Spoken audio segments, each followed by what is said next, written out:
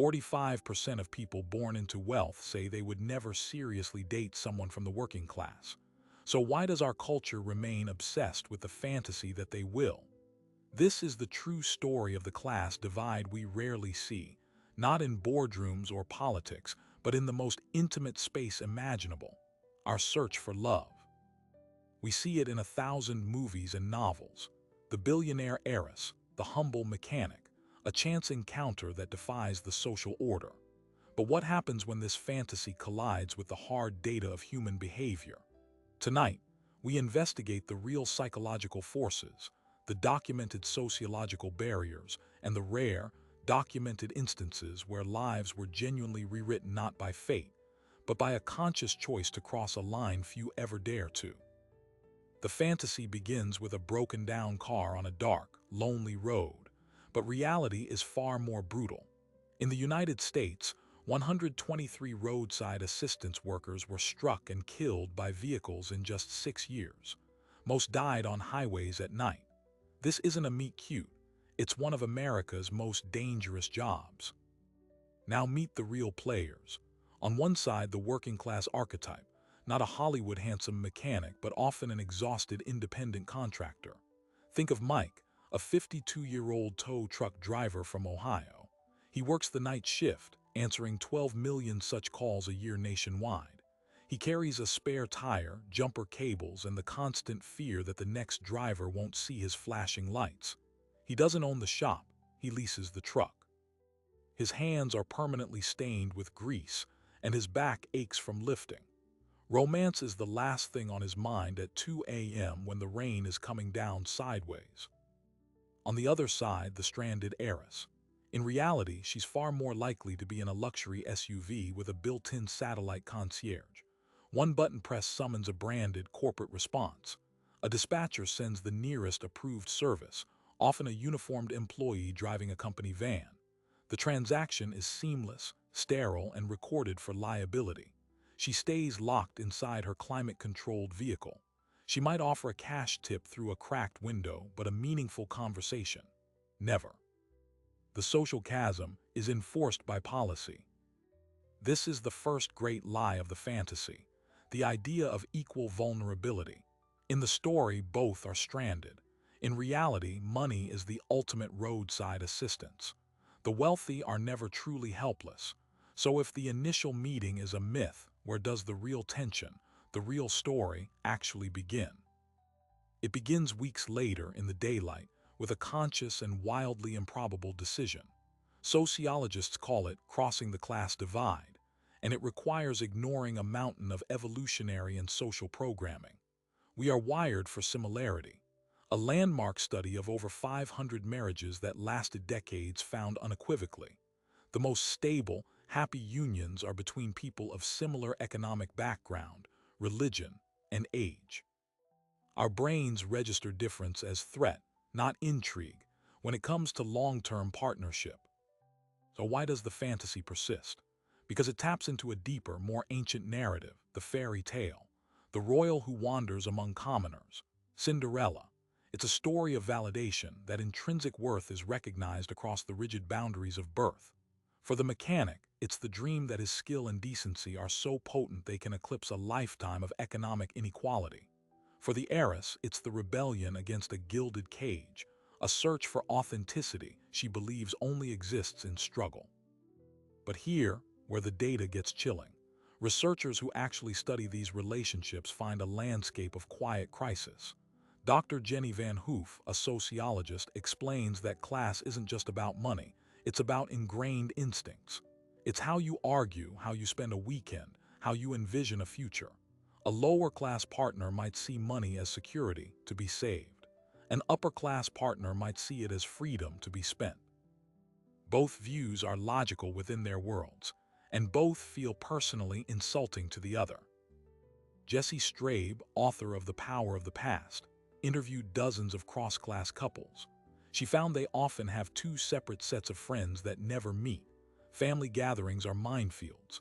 One partner might be baffled by the other's casual relationship with time or authority. The working-class spouse may feel perpetually scrutinized, their manners subtly corrected. The wealthy spouse may feel chronically misunderstood, their worldview dismissed as privilege rather than simply their life.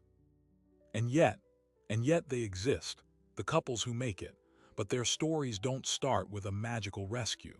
They start with something far more ordinary and far more difficult, a choice to tolerate profound discomfort, to constantly translate your own life experience, to hear your deepest instincts called into question daily. So we have to reframe our question. It's not, can a mechanic and an heiress fall in love? The tempting fantasy says yes. The brutal statistics say probably not. The real, raw, human question hiding in the middle is much more compelling. What kind of person looks at that staggering 45% statistic, looks at the social canyon between them and another human being, and decides to build a bridge anyway? And what do they find waiting for them on the other side? The answer lies not in chance, but in character. And to understand it, we must first descend into the single most powerful force that kills these relationships before they even start, the silent language of home. To understand that silent language, let's follow one real couple. We'll call them David and Chloe.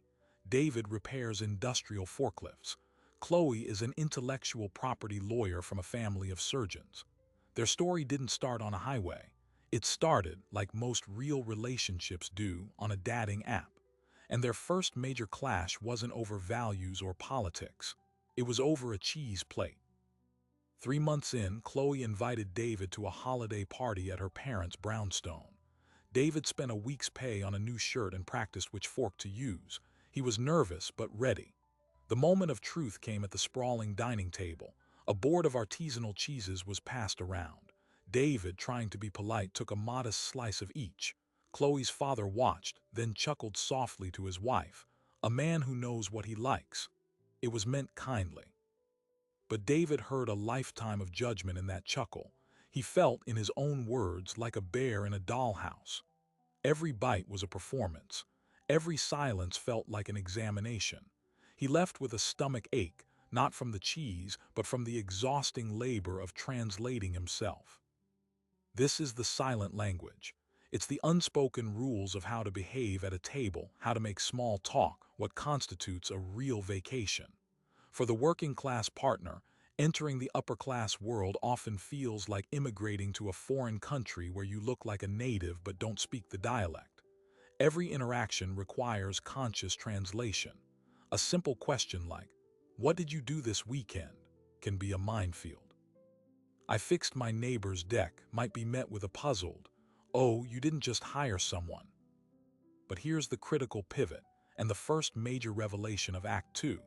The tension isn't one way. The wealthy partner is navigating a foreign landscape, too.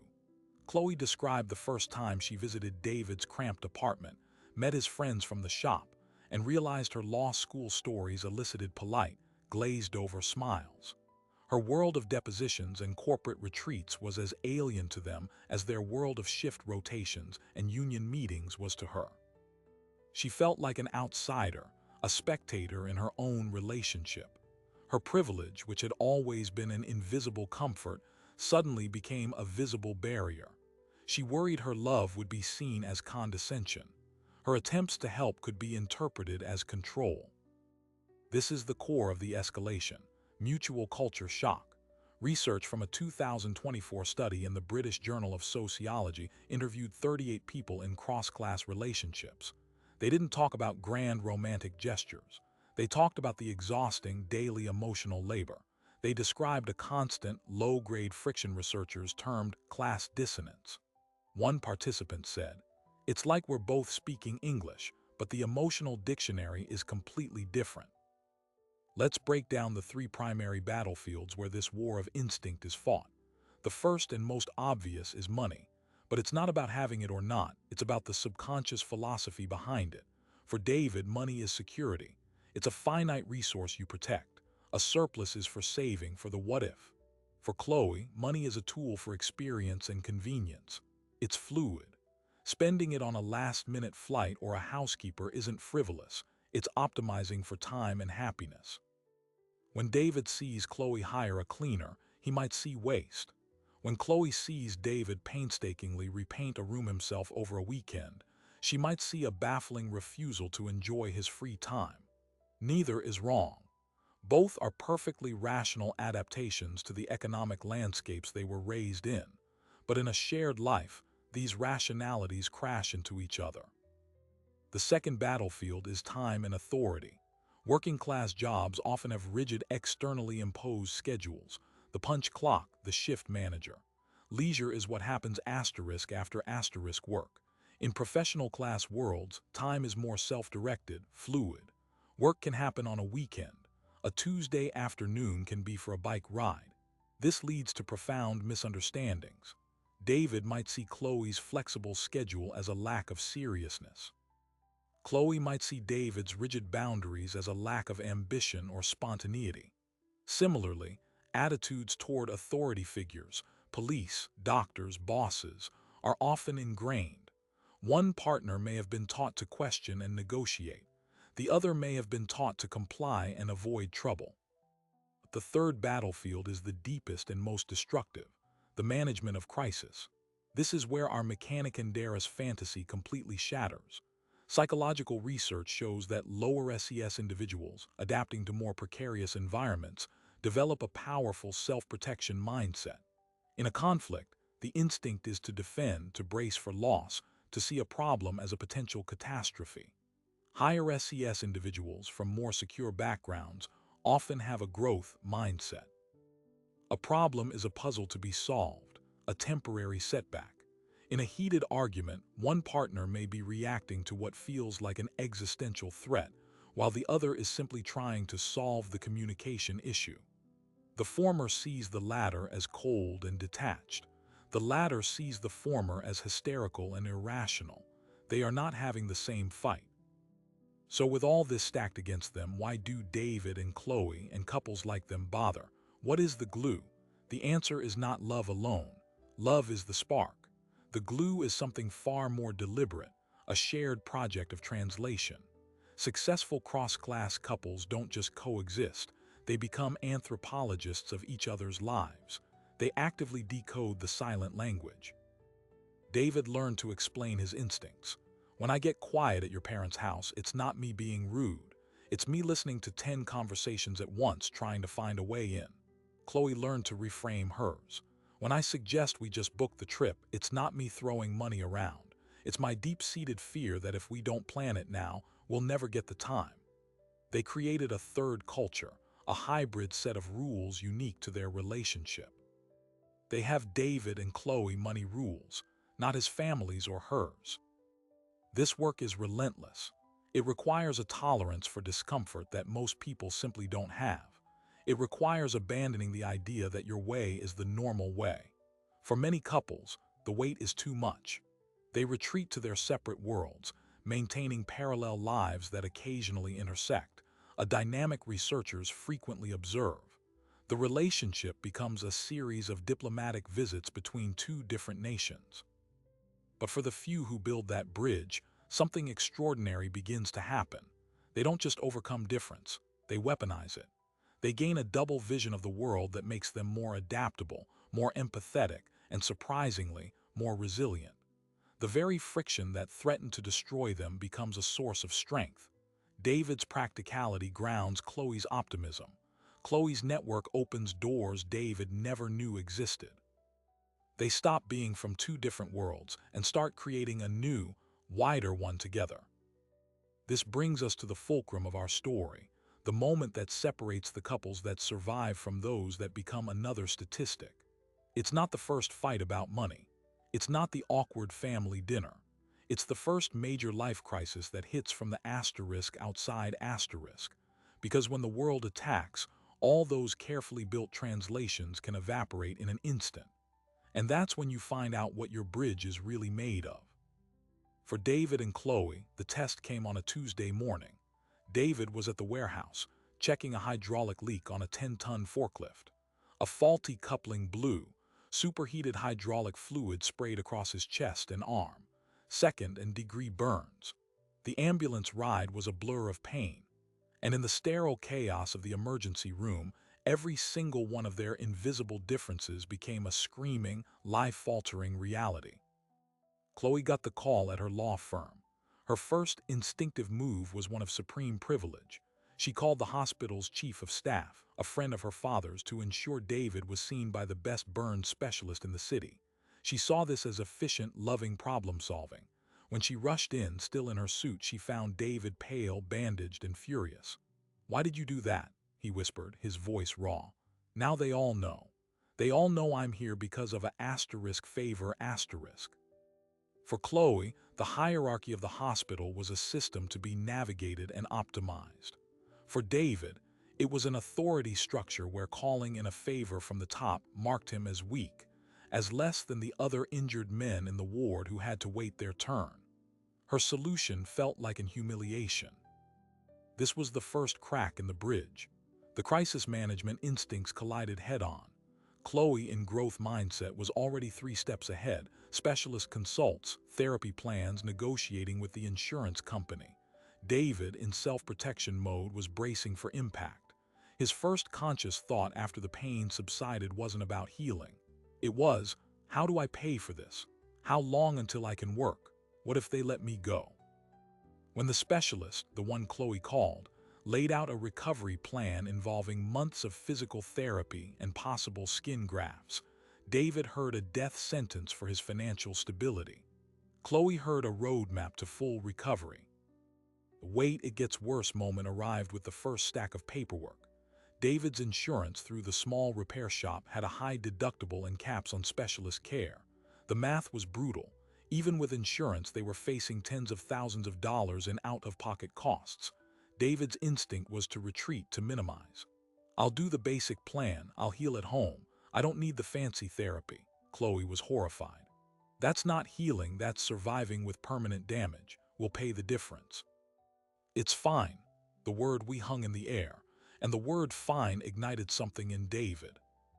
This was the second, deeper revelation. Their careful translations about money had never accounted for catastrophe. They had a hybrid system for dinners and vacations. They had no system for this. David saw Chloe's willingness to spend as a terrifying casualness about a sum that represented years of his savings. He felt infantilized. Chloe saw David's resistance as a reckless prioritizing of money over his own body, a stubborn refusal to accept her help as legitimate partnership. She felt shut out. They were speaking different emotional languages in the middle of a 5-alarm fire.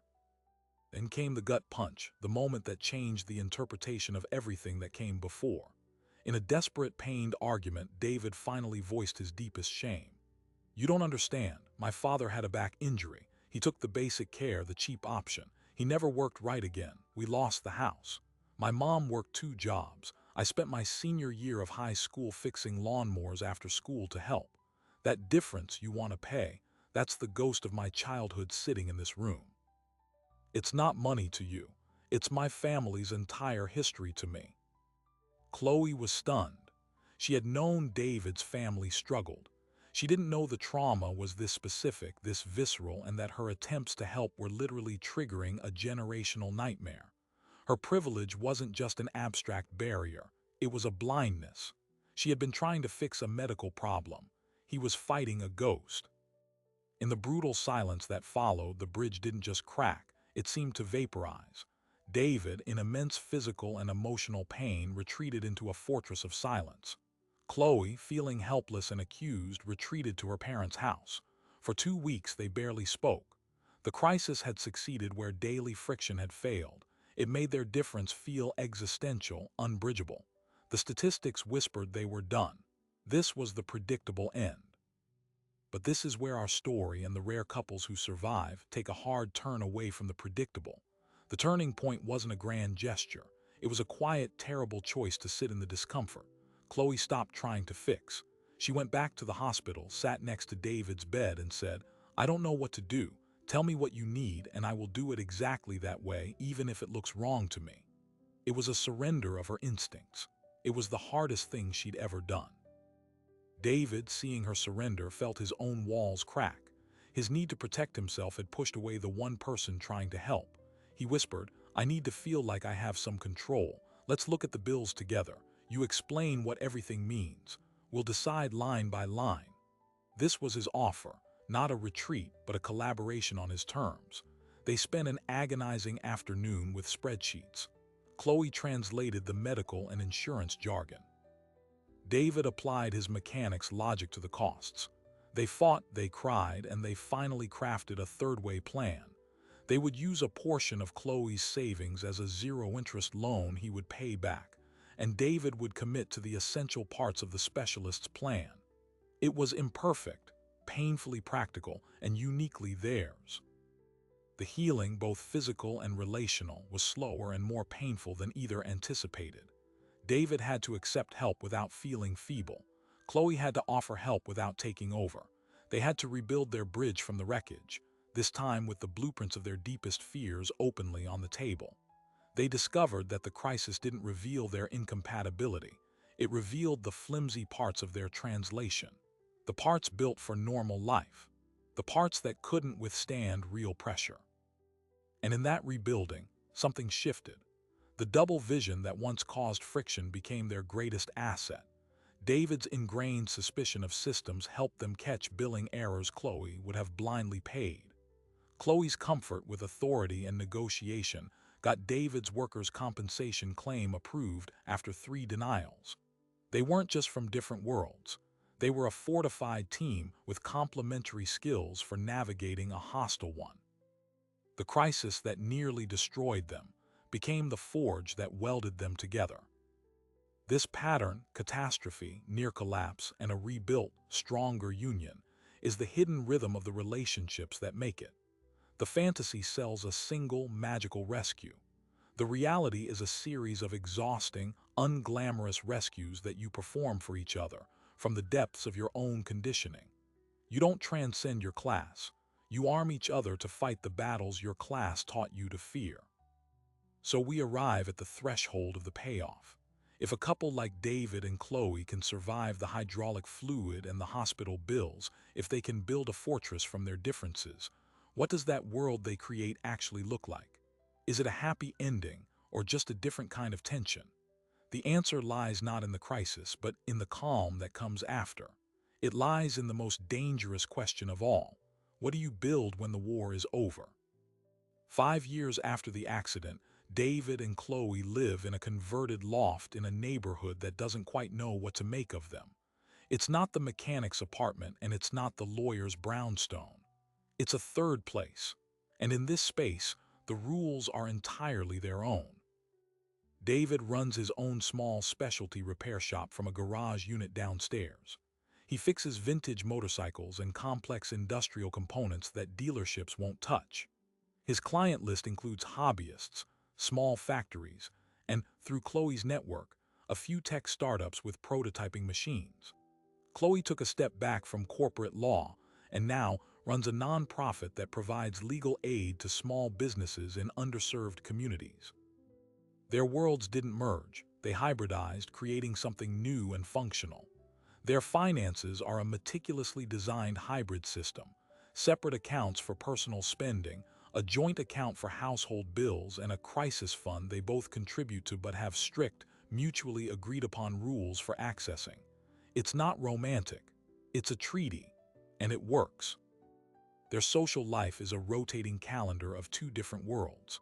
One weekend, they might be at a black tie fundraiser for Chloe's nonprofit, David in a rented tux, making polite conversation with donors. The next, they're in David's old neighborhood at a backyard barbecue, Chloe laughing with mechanics and nurses, her designer jeans smudged with charcoal. They don't have one set of friends, they have 2, and the couples who can move comfortably between both are their closest allies. They've stopped trying to make everyone comfortable. Their existence is a statement. But the real test and the true payoff of any relationship is not how it survives a crisis, but what it builds in the peace that follows. For David and Chloe, that building project had a name, Maya. Their daughter, now 3 years old. Raising her became the ultimate expression of their hard-won third culture. They are consciously, deliberately, giving her both dictionaries. Maya's bedtime stories are a mix of classic children's books and technical manuals with pictures of engines. Her toys are wooden blocks next to a toy toolbox. They are teaching her that fixing things is as valuable as analyzing them. They are trying to inoculate her against the very shame and blindness that nearly tore them apart. They want her to feel at home in a workshop and a museum. This is the final, surprising detail. The couples who successfully cross the class divide often become the most intentional parents. They are hyper-aware of the silent languages and are determined to raise bilingual children. This intentionality extends to their families. Chloe's parents, once wary, now brag about their son-in-law, the engineering artisan who can fix anything. David's mother, initially suspicious of the fancy lawyer, now calls Chloe for advice on her tenants' rights. The borders, while not erased, have become porous. The bridge they built is now traveled by others. So what does this tell us about the fantasy? The fantasy of the mechanic and the heiress gets almost everything wrong about the beginning, but it accidentally stumbles upon a profound truth about the ending. It's not about a rescue. It's about a construction project. The magic isn't in the chance meeting. It's in the daily, grinding, unglamorous work of laying bricks over a canyon you didn't create. The reward is not a life of luxury or simple authenticity, but a life of expanded capacity. You gain a dual citizenship in the human experience. The data from long-term studies bears this out. The couples that last aren't the ones who ignore their differences. They are the ones who weaponize them. They report higher levels of cognitive empathy, the ability to understand perspectives radically different from their own. They become more adaptable, more resilient in the face of other life challenges. The friction that could destroy a similar couple becomes, for them, a refining fire.